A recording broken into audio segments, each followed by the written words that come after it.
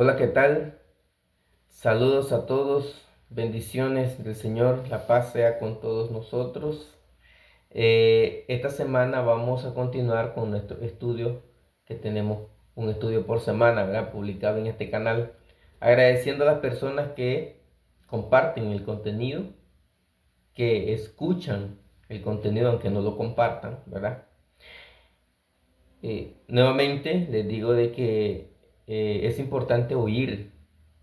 Porque si usted es un portador de la palabra del Señor, usted va a enriquecer su conocimiento y va a poder transmitirlo a otra persona y no necesariamente tiene que compartir este video. Con este canal nosotros no nos proponemos ganar dinero. Lo que queremos es propagar la palabra. Queremos que las personas escuchen, llegar a oídos de las demás personas, incluso las personas que no conocen, ¿verdad? Porque sabemos que hermanos de la congregación, de la iglesia del Señor, ven estos videos. Muy bien, esta semana vamos a continuar nuestros estudios y esta semana vamos a hablar sobre el hogar, un tema muy importante que tiene muchas cosas para decir. No, en un estudio no se puede abarcar todas las cosas. Sin embargo, hoy vamos a empezar a desarrollar por tema. Más adelante vamos a tocar otros temas referentes al hogar, pero en la secuencia de estudios que tengo marcado, tengo cómo debe ser un hogar que teme a Dios. ¿Cómo debe ser? Sabemos que el hogar fue instituido por Dios, fue creado por Dios. Dios hizo al hombre, hizo a la mujer y le dio mandamiento de la reproducción. Un hogar es una familia que se respeta, que conviven, que se ayudan, que buscan la comunión siempre constante entre ellos. También el hogar es la base de la sociedad y toda conducta de las personas empieza en el hogar. ¿Por qué existen los delincuentes? ¿Por qué existen diversidad de delitos que se cometen por ahí? Todo empieza en el hogar, aunque usted no lo crea. Empieza ahí. Algo bien importante cuando hablamos del hogar, de un hogar que teme a Dios, es que esto no empieza cuando las personas se casan. No es así. Y por eso podrían muchas personas caer en el error de creer que el hogar es una cosa que va a formarse o va a aparecer después del casamiento. Hoy yo les puedo decir con toda seguridad que no es así. Cuando el hombre o la mujer piensan en casamiento, en tener pareja, las personas deben pensar en un hogar. Hoy tenemos muchas desviaciones, muchas. Hay personas que se casan sin propósito de tener hogar, porque se casan con el propósito de no tener hijos, vivir juntos, pero sin hijos. Entonces, ahí no hay hogar. Otras personas, ¿verdad?, que se han desviado totalmente, se unen dos hombres o dos mujeres, según ellos, que eso muchos gobiernos lo reconocen como legal, como casamiento, siendo que no es, y se casan. Pero ellos sí adoptan niños los llevan a vivir con ellos y para ellos ese es un hogar. Mire qué contradictorio el mundo que no tiene a Dios, ¿verdad? Ellos hacen su propia justicia. Ellos viven la vida como mejor les parece, creyendo que hacen bien. Una vida de placer. Y la mente del joven puede volar, puede imaginar, puede desear tantas cosas, pero muchas veces no piensa en el hogar. No piensa en eso. Y eso es lo que lleva a la destrucción de la sociedad. Porque el hogar o la familia es la base de la sociedad. Cuando no hay hogares fuertes o familias fuertes, entonces no hay sociedad fuerte. Cuando no se tiene sabiduría entre la convivencia de las personas en el hogar, entonces no hay provecho alguno. Bien, vamos entonces a lo que nos ocupa en este estudio. Tenemos un ejemplo muy importante, muy interesante aquí en las Escrituras, que esto nos va a ayudar a entender cómo y por qué yo dije que el hogar no puede empezar desde el casamiento. Veamos que un hogar que teme a Dios, para eso es necesario personas que temen a Dios. Porque ¿cómo es posible que haya un hogar que teme a Dios si las personas no temen a Dios? Entonces, no, eso no existe, eso no tiene lógica alguna. Vamos a ir al libro de Lucas, capítulo 2, versículo del 41 hasta el 52. Voy a leer aquí. Dice aquí: iban sus padres todos los años a Jerusalén en la fiesta de la Pascua.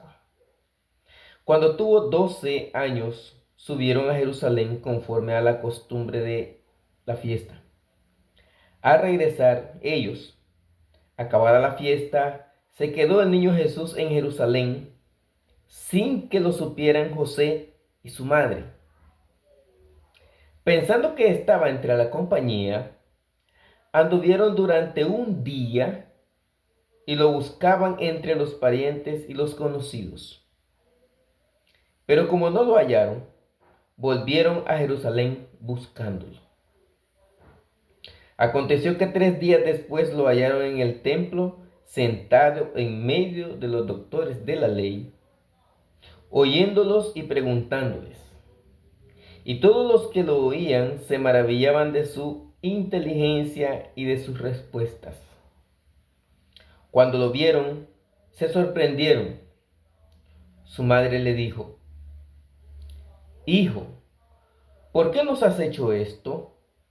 Tu padre y yo te hemos buscado con angustia.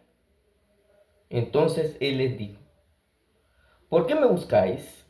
¿No sabéis que en los negocios de mi padre me es necesario estar?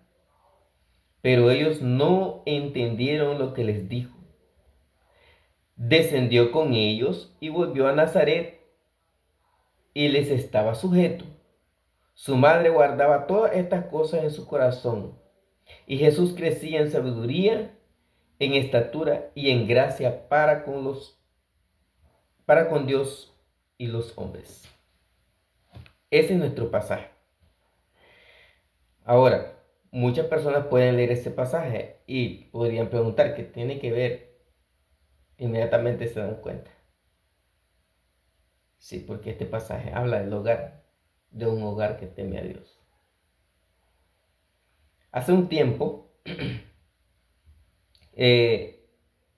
yo trataba de enseñar la unión de personas en matrimonio entre hermanos. Y muchas veces fui estorbado. La enseñanza fue estorbada. Sin embargo, con el paso del tiempo, algunas personas que se oponían posiblemente hayan llegado a una conclusión real sobre este asunto. Es importante aquí en nuestro primer aspecto vamos a desarrollar y es los cónyuges con visión.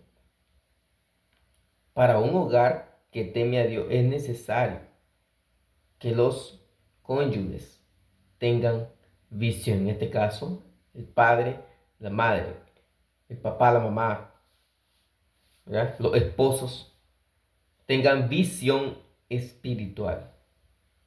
¿Por qué les digo eso? Ahora vamos a darnos cuenta de que cuando un hombre y una mujer planean casarse,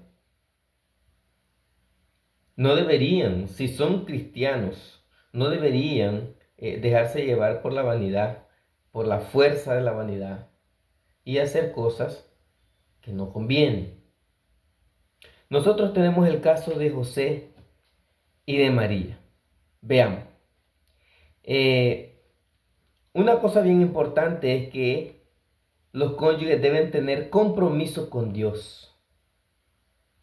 Si un hombre tiene un compromiso con Dios, con el Señor, entonces lo lógico es que busque una mujer que tenga compromiso con Dios también. El apóstol Pablo decía en una de sus cartas a los Corintios, dice que el soltero se ocupa de las cosas del Señor. El soltero, de cómo agradar al Señor. En esta historia que nosotros tenemos aquí de José y María, padres terrenales de Jesús, podemos ver nosotros lo que hubo antes, cómo era José y María antes, ¿verdad? Vamos a ver primeramente el caso de María, aquí en el mismo libro de Lucas, en el capítulo 1, versículos 26 y 28, 26 al 28.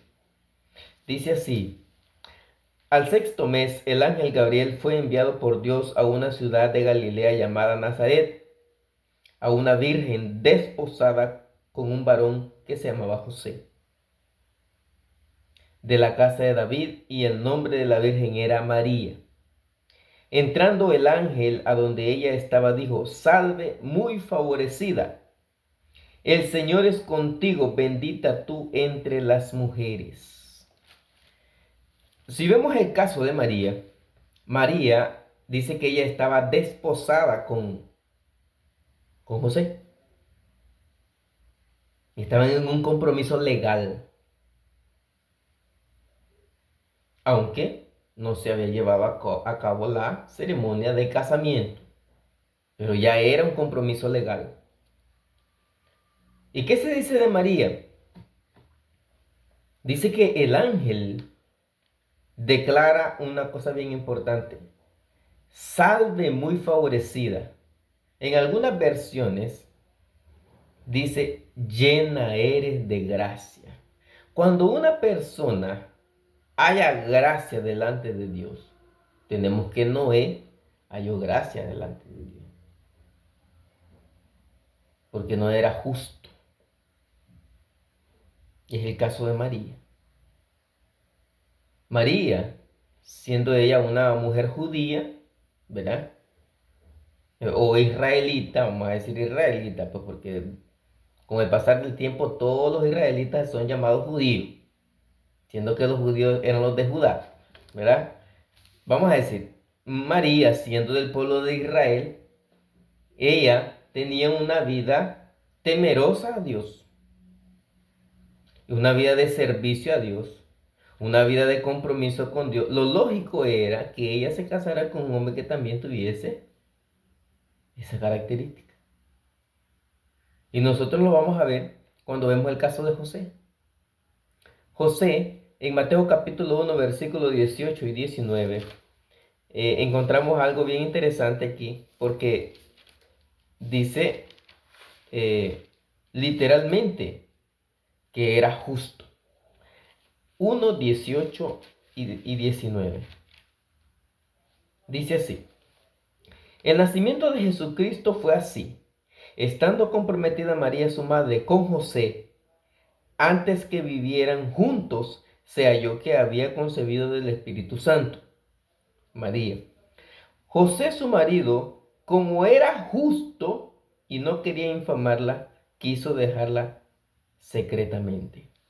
Dice que José era justo.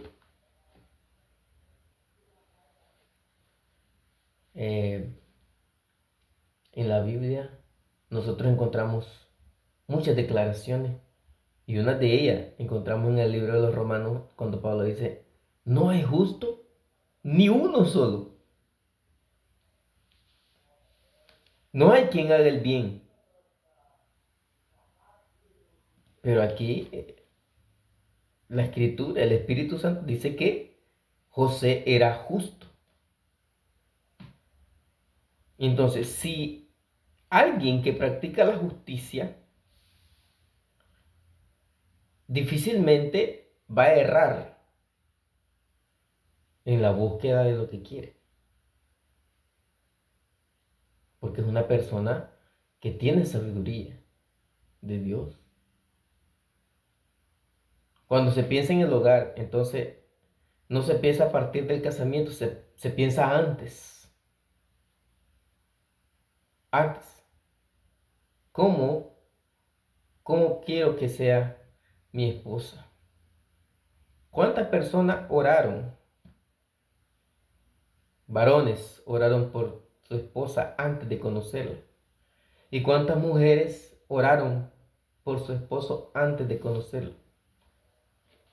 Eso solamente lo hace una persona que practica la justicia, uno. Dos, que tiene visión espiritual y que teme a Dios. Entonces, aquí nosotros encontramos una pareja de personas que forman un matrimonio, un hogar, porque ellos eran temerosos de Dios y cumplieron con la ley del casamiento. Porque el casamiento también fue establecido por Dios allá en el Edén. Entonces, cuando ambas partes, aún antes del casamiento, son temerosos de Dios, esto lleva a tener frutos buenos. Un hogar bendecido, lleno de obediencia, de respeto y de gracia para con Dios. Continúan en gracia. ¿eh? Personas justas hallan gracia delante de Dios. Si José era justo, él halló gracia delante de Dios. María halló gracia delante de Dios. La Biblia no dice que era justa, pero por lo que se dice, practicaba la justicia también. Muy bien. Número 2. Padres preocupados por los hijos. En este caso, no vamos a hablar en sí de la crianza de los hijos. Vamos a desarrollarlo en otro tema, ¿verdad? Aparte. Pero aquí, como el pasaje nos ocupa sobre la preocupación de las personas que temen a Dios, los padres tienen una responsabilidad grandísima con los hijos. Tenemos, ¿verdad? Una responsabilidad muy grande con los hijos. Vemos que en el caso de Jesús, hijo de José y de María, ellos cumplían el compromiso que tenían de ir cada año a la fiesta de la Pascua. ¿Verdad? También Jesús iba con ellos. Aquí podemos ver tres cosas. Primero podemos ver de que ellos tenían visión espiritual, que lo vimos en el primer punto. Ellos tenían un compromiso sincero con Dios, iban cada año. La ley decía participar cada año, ellos lo hacían cada año. ¿Verdad? Otra cosa, Jesús con 12 años les estaba sujeto, iba con ellos. Había obediencia en Jesús. Bien, aquí, según el plan de Dios, Jesús debía quedarse en el templo allá. Era porque era necesario que él se ocupara de ese asunto. Sus padres hicieron su parte porque ellos no entendían lo que Jesús estaba diciendo. Pero ellos hicieron su parte. ¿Qué hicieron? Lo buscaron sin descanso. ¿Cuántos días lo buscaron? Posiblemente dos. Porque cuando iban de regreso, ellos no lo consideraban perdido. Pero al no verlo de cerca, lo buscaron. Se preocuparon. No es normal. Entonces, van a buscarlo. No lo encuentran. Llegan al lugar donde ellos iban y regresan. Eso hace ver que ellos hicieron un gran sacrificio. Porque solo para hacer ese viaje, esa peregrinación, ellos debían llevar alimento, agua, dinero para quedarse por ahí hospedado. Es un costo. Sin embargo, es la parte que corresponde a los padres con los hijos. Apoyar. Cuando en el hogar se cumple el papel de los padres con los hijos, entonces nosotros estamos cumpliendo con Dios. Nosotros estamos cuidando la herencia de Dios. Dice, porque herencia de Jehová son los hijos. Yo debo llevar en cuenta eso, que mi hijo es la herencia del Señor y yo debo crear a mi hijo para que sea una persona que sirva a Dios, una persona que tema al Señor, que respete su palabra. Cuando esto no se hace entre los hogares cristianos, entre los hogares de los hermanos cristianos, ¿verdad? Difícilmente vamos a ver jóvenes sirviendo en la congregación. Vamos a encontrar jóvenes perezosos, llenos de vergüenza, les da vergüenza participar, salir a evangelizar. Entonces encontramos una gran dificultad. ¿Por qué? Porque precisamente los padres no están haciendo su parte o no han hecho su parte. Porque no tuvieron esa visión antes de casarse. Tenían otras visiones. Este es un mensaje que sirve tanto para personas que estamos casados ya, estamos dentro de la iglesia, como para hermanitos también que están solteros y aún no se han casado. Entonces, aquí ellos están cumpliendo su parte y eso es lo que le corresponde hacer a ellos como padres, buscarlo hasta encontrarlo. Lo encontraron Jesús. Muy bien, número 3. Un hogar que teme a Dios es un hogar donde Dios está en primer lugar. Esa parte suena como pesado,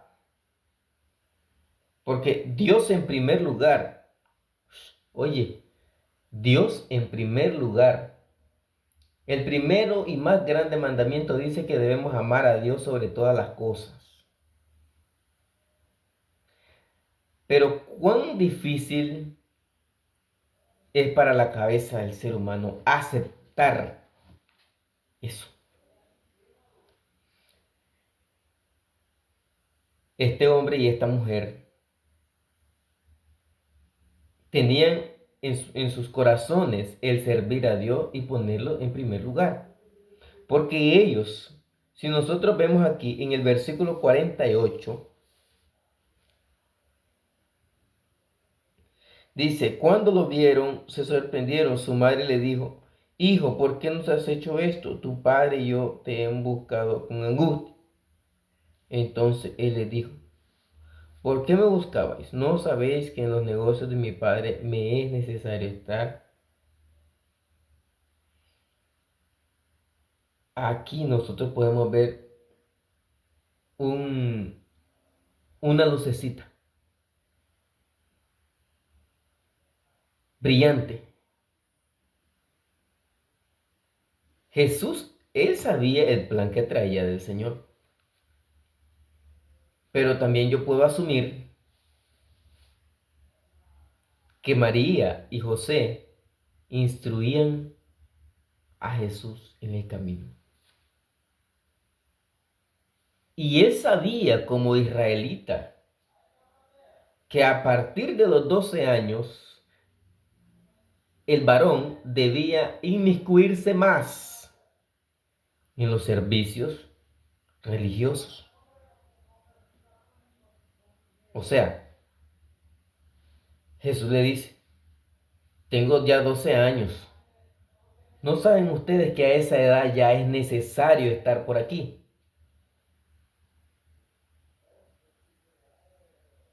Interesante. Dios en primer lugar. Jesús, nosotros lo vemos ahí, poniendo a Dios en primer lugar.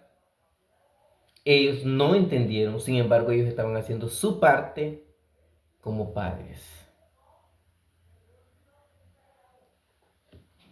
Cuando nosotros somos conscientes de lo que debemos hacer,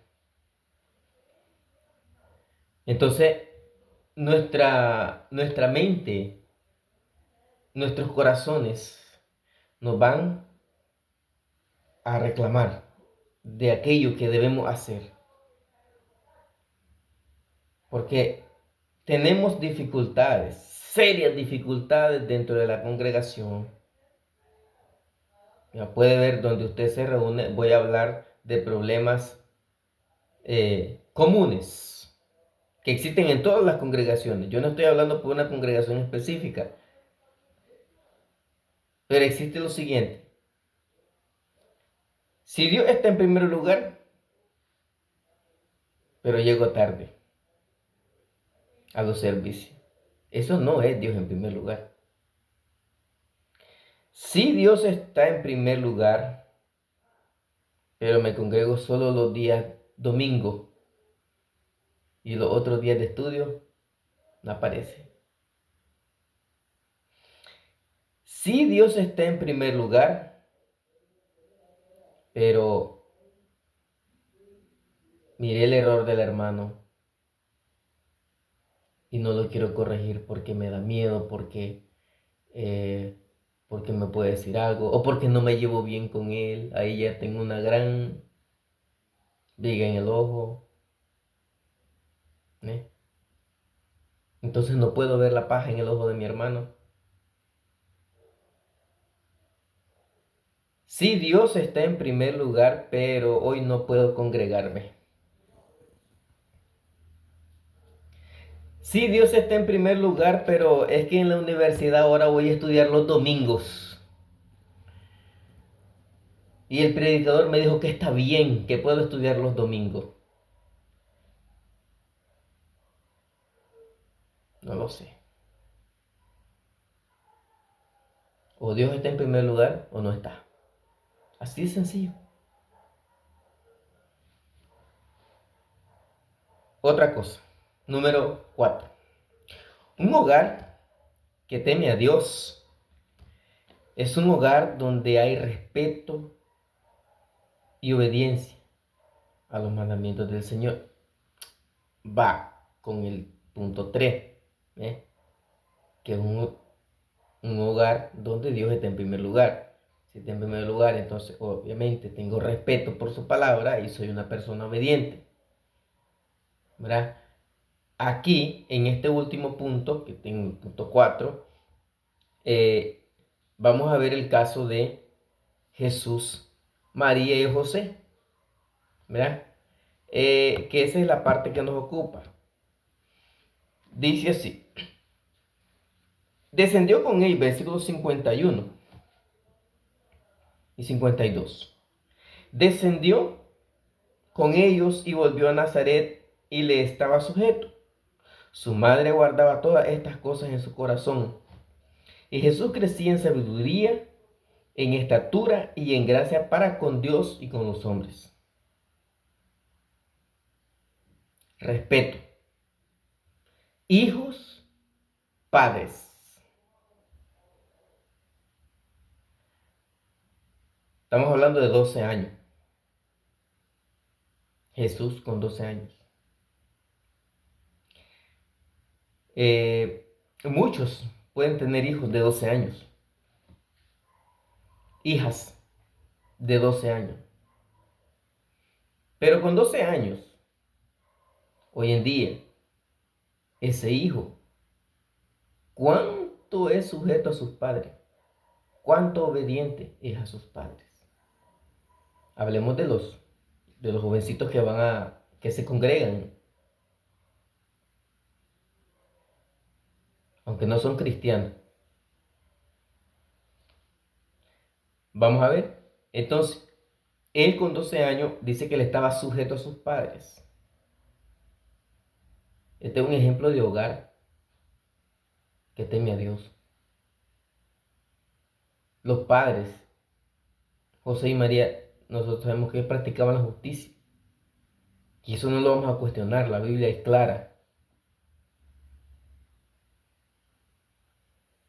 Dice que ellos no, uno de los mandamientos que tenemos en la Escritura dice, no provoquemos a ira a nuestros hijos. Veamos la escena cuando María le dice a Jesús, hijo, ¿por qué nos hiciste esto? Entonces ahora viene Jesús, habla y los padres escuchan. ¿Qué hizo María? Guardó esas cosas en su corazón.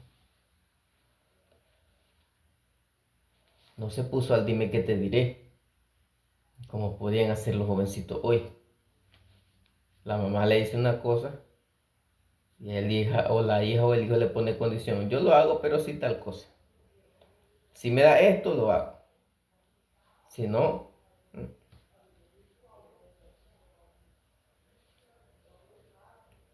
fulano, ve a hacer tal cosa. Sí, pero primero voy a hacer esto. Desobedientes, recalcitrantes, irrespetuosos.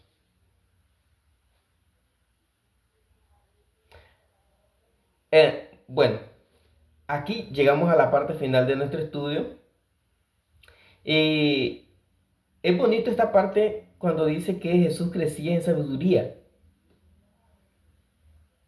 ¿Qué podemos nosotros entender de esto? Que todos los días hablaban de Dios. ¿Cómo puedes crecer en sabiduría? ¿Cómo se puede crecer hoy? Si nosotros dijésemos hoy, en este tiempo, ¿cómo podemos crecer en sabiduría? Solo estudiando. Nosotros estudiamos las escrituras, entonces vamos a conocer, vamos a saber más. Y siempre va a ser poco.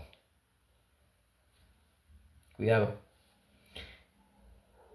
Crecí en estatura. ¿Eh? Parte de la responsabilidad de los padres es cuidar de la salud de los hijos. ¿Verdad? Siempre teniendo el equilibrio. A veces las cosas más ricas son las más dañinas. Pero uno no le puede dar rienda suelta a sus apetitos. Así que guarde ahí. Y otra cosa, que crecía también en gracia para con Dios. Dios se agradaba tanto de Jesús. Seguramente se agradaba de José y María también. Y gracia para con los hombres. Aquí nosotros cerramos y vemos que aquello del hogar, aquello que se forma dentro del núcleo familiar del hogar, dentro de la privacidad del hogar, repercute en la sociedad. Lo dije al inicio y yo lo estoy diciendo al final. Gracia para con los hombres. Importante, interesante. Guarde eso, que posiblemente más adelante vamos a desarrollar un tema que tiene que ver más con eso. ¿Ok? Por ahora llegamos al final de nuestro estudio de esta semana, esperando pues de que sea útil. Si tiene preguntas, coloquen en los comentarios y a la medida de lo posible vamos a responder si tenemos la respuesta, y si no la tenemos pues vamos a investigar y seguimos conversando. ¿Ok? Agradecido con todos y será hasta la semana que viene, si Dios así nos lo permite. Un grande abrazo para todos. Bendiciones. Que Dios nos continúe bendiciendo más de lo que ya nos ha bendecido. Chao.